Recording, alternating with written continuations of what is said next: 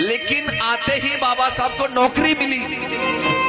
तो रमा सोच रही थी मेरे पति आएंगे, नौकरी करेंगे, अच्छी साड़ी मिलेगी पहनने को, अच्छा भोजन मिलेगा खाने को, मैं अपने 3 बच्चों का दुख भूल जाऊंगी। बाबा साहब अम्बेडकर नौकरी के लिए गए। गुजरात के वडोदरा में बाबा साहब नौकरी के लिए गए। बाबा साहब ने मात्र 10 दिन नौकरी की। पहले तो बाबा साहब को किराए का कमरा नहीं मिला जाति की वजह से, तो पारसियों की धर्मशाला में बाबा साहब रुके। जब ऑफिस जाते थे बाबा साहब ड्यूटी के लिए, तो बाबा साहब के कुर्सी मेज कोने में पटक दिए जाते थे। बाबा साहब जब ऑफिस से बाहर आते थे तो पूरी ऑफिस को गौमूत्र से धुलवाया जाता था। अगर चपरासी फाइल लेकर के आता भी था तो दरवाजे के अंदर नहीं जाता था, फेंक करके फाइल देता था। बाबा साहब फाइल को पढ़ते, सिग्नेचर करते, वो भी फेंक के देते, लेकिन वो हाथ नहीं लगाता। पहले गौमूत्र छिड़क के शुद्ध करता, तब फाइल को शुद्ध करके हाथ लगाता। बाबा साहब जो ऑफिस से बाहर जाते तो पूरी ऑफिस को धुलवाया जाता था गौमूत्र से। 10 दिन गुजारे बाबा साहब ने ऐसे, और 11वें दिन लोगों को पता लगा कि डॉक्टर अंबेडकर धर्मशाला में रुकते हैं। तो कुछ लोग लाठी डंडे लेकर के आए और बाबा साहब का सामान रात में ही उठा के फेंक दिया। अरे डॉक्टर अंबेडकर, तुमने धर्मशाला को अपवित्र कर दिया, तुमने इसको दूषित कर दिया। बाबा साहब ने कहा मुझे आज की रात रुक जाने दो, मैं कल दूसरी जगह अपना सामान शिफ्ट कर लूंगा, लेकिन आज रुक जाने दो मुझे। उन्होंने एक नहीं मानी, बाबा साहब का सामान फेंक दिया। उसी रात बाबा साहब अम्बेडकर ने कसम उठाई कि आज के बाद मैं जिंदगी में कभी नौकरी नहीं करूंगा। मैं जब गवर्नमेंट एम्प्लॉई अधिकारी हूं, तब ये लोग मेरे साथ ऐसा व्यवहार करते हैं जातिवाद का, तो मेरी समाज के साथ क्या क्या करेंगे ये लोग। बाबा साहब ने कहा आज के बाद मैं अपना पूरा जीवन अपनी समाज के उद्धार के लिए, कल्याण के लिए लगाऊंगा। अगर मैं अपनी समाज को गुलामी की जंजीरों से आजाद नहीं करवा पाया तो मैं खुद अपने आप को गोली मार करके हत्या कर लूंगा। ये बाबा साहब ने तुम्हारे लिए संकल्प ले लिया। जब उनकी पत्नी को पता लगा कि बाबा साहब नौकरी नहीं करेंगे तो क्या हुआ, जब बाबा साहब ने मना कर दिया मैं नौकरी नहीं करूंगा, समाज सेवा करूंगा, तो उनकी पत्नी ने अपने आप को समझा लिया, साहब जैसी तुम्हारी इच्छा। अब बाबा साहब जब नौकरी नहीं किए तो परिवार बाबा साहब को चलाना था, रोजी रोटी के लिए जरूरत थी पैसों की। तो क्या किया बाबा साहब ने, सुनो, जब वकालत करने लगे, कोर्ट में जाने लगे, तो पूरा दिन माताओं बहनों बैठे रहते थे अपने बस्ते पर। कोई भी दुजायती केस लेकर के नहीं आता था। 1-1 रुपए के लिए बाबा साहब मोहताज हो गए। परिवार कैसे चले? उन्हीं गरीबी के दिनों में, गर्दिश के दिनों में माता रमाबाई की कोख से एक बेटे ने जन्म लिया।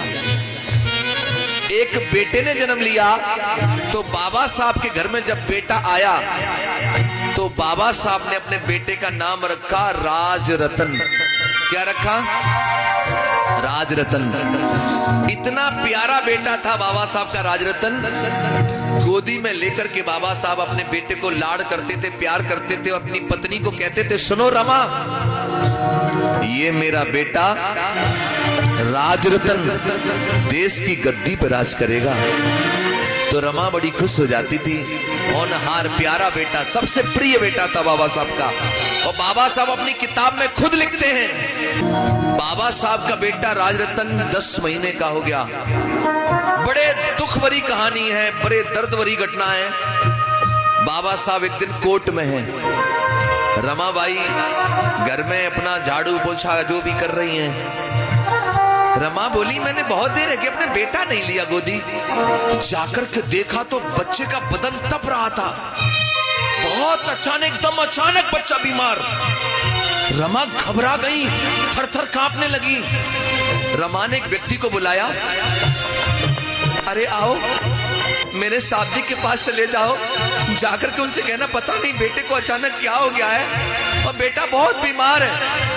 एक व्यक्ति माता बहने दौड़ा साहब के पास गया, कहने लगा, बाबा साहब तुम्हारा बेटा बहुत बीमार है। रमाबाई ने ये कहा है कि साहब जल्दी से आए, पता नहीं बेटे को कुछ भी हो सकता है। बाबा साहब ने जैसे ये संवाद कानों से सुने, पैरों तले जमीन खिसक गई बाबा साहब के। फाइलें समेटी बाबा साहब ने, एकदम दौड़े बाबा साहब घर गए। जाकर के देखा बच्चा बीमार, बाबा साहब ने अपने बेटे को गोदी में ले लिया और सीने से लगा लिया। माताओं बहनों, उस घड़ी ऐसा लग रहा था मानो बेटा पिताजी का इंतजार कर रहा हो।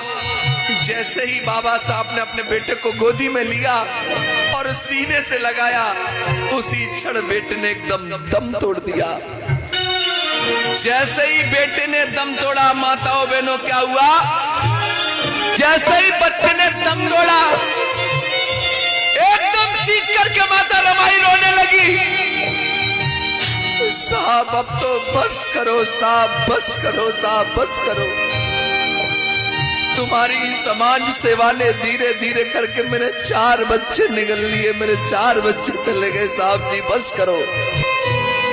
जब रमा आंखों में आंसू भर भर के रो रही थी तो बाबा साहब अपनी पत्नी को कह रहे थे, रमा चुप हो जाओ, रमा चुप हो जाओ, रमा चुप हो जाओ।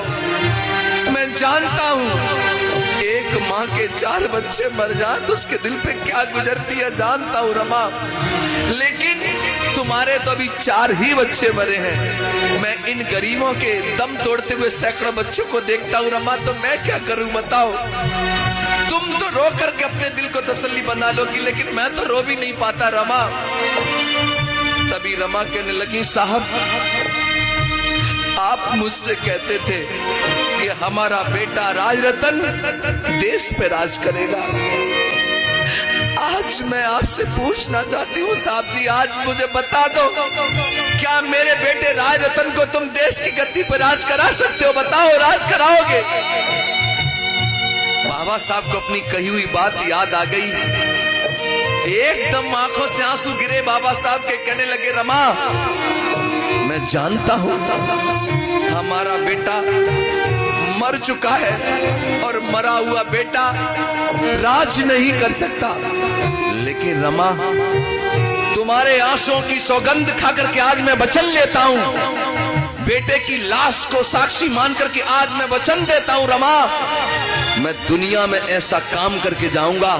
अरे जब भी किसी रमा की कोख से कोई इंदु, कोई बेटी पैदा होगी, या किसी भी रमा की कोख से कोई बेटा पैदा होगा, एक दिन वो देश की गद्दी पर राज करेगा, वो देश की गद्दी पर राज करेगा, देख लेना तुम रमा। बाबा साहब अम्बेडकर जी के जब 4 बच्चे दुनिया से चले गए, एक बेटा बचा केवल, बड़ा वाला यशवंत।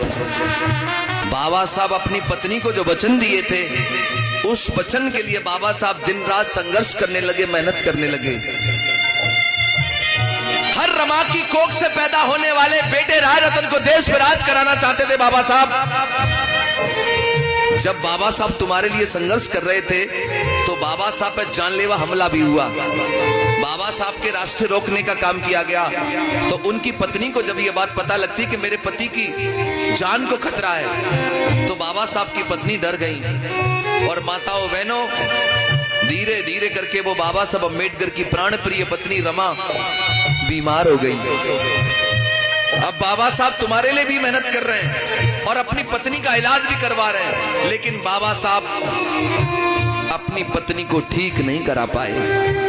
और बाबा साहब की प्राण प्रिय पत्नी 27 मई का महीना 27 तारीख, 27 मई सन 1935 में 37 वर्ष 3 महीना और 20 दिन की होकर के सदा सदा के लिए बाबा साहब को छोड़ करके चली गई। 37 साल की उम्र में बाबा साहब की पत्नी छोड़ के चली गई। बाबा साहब को अकेले रह गए बाबा साहब। एक बेटा बचा, लेकिन बाबा साहब को अपने बेटे की भी चिंता नहीं थी। क्यों? क्योंकि बाबा साहब को अपने बेटे से ज्यादा तुम्हारी चिंता थी।